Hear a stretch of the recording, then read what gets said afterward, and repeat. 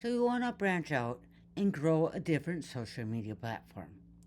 In this video, we're going to show you how to set up your YouTube channel. Step by step. It's very beginner friendly, and I hope you enjoy it, as I'm going to let Marcus take it away.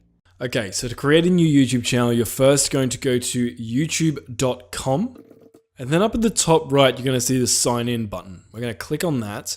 Now this is how you create a new Google account from scratch. Down the bottom here, we're going to click create an account, and then you're going to select for my work and business, and it'll become apparent why we'll do that later. So we're going to select get a Gmail address. So you're just going to put in your first name and your last name, hit next, date of birth. All right, so when we get here, what I would usually recommend is to create a new Gmail address. So we're going to hit that. Enter your email. Apparently that's taken. Password. So in this next step, you can enter an email address that Google will be able to use to contact you if you get locked out of your account or something. Then we're just going to hit next. You can read through all this and hit agree. Now for this bit, we hit not now. So we've just created a Google account. Now we're going to create a new channel. So first we're going to have to decide on a name. And you're going to see two different things here, name and handle. Now these might seem similar, but they're distinctly different. Your name is the thing that's actually going to show up on YouTube when people go to your channel homepage. And it's also going to be the name that shows up below videos. Now, name is not unique. I could call myself Mr. Beast, for example. And even though there's already a large channel called Mr. Beast, it's not going to count. On the other hand, your handle is unique to you. And your handle is the thing that's going to show up in comment sections. And it's also the name people will have to type in if they want to tag you. And because the handle's unique, if I tried to type in Mr. Beast, for instance, it's not going to let me because Jimmy's already taken that handle. So when you're deciding on your channel name, think about three things. You want it to be easy to remember, easy to pronounce, and lastly, unique. So how do we do this? Well, I would first recommend just go to ChatGPT and then just type the following. Give me 25 unique, simple, and easy to pronounce names for a new YouTube channel that posts content about, and then just describe what it is you're going to do on your YouTube channel. So hit enter on that. And here it's going to give me a bunch of actually pretty good names. I actually like Dry Dip Diaries, so I'm going to grab that. And before we actually use this though, an additional step I would recommend is running your name through a business name checker in your country. So you can just go to Google and just type in like business name availability checker.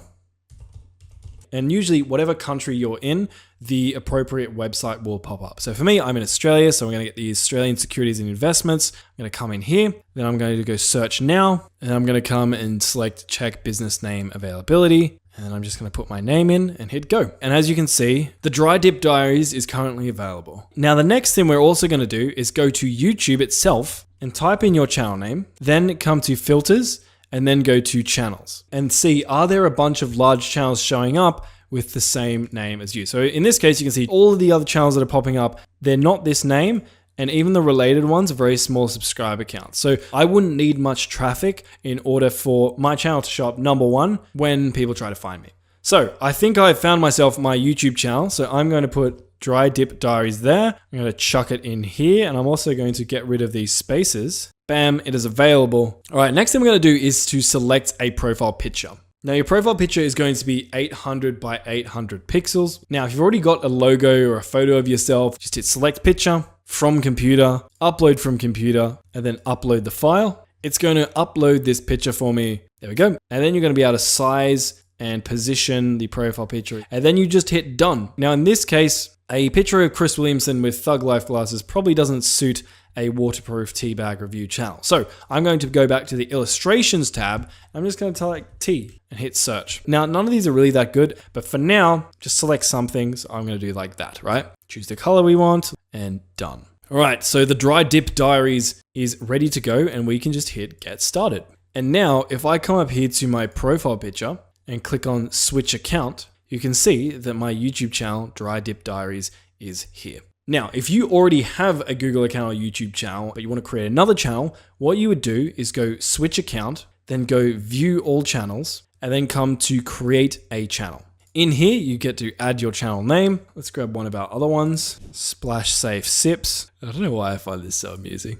hit the checkbox, hit create, and it will look like this. And now you have a YouTube channel, but there's one last thing you need to do to set yourself up properly. Just go to your profile icon up here, come down to YouTube Studio, click on that. If you're not a psychopath, you can click up here and change your appearance into dark mode. Oh, that's so much better. And then what you're gonna do is come down to settings, then go to channel, and then go feature eligibility.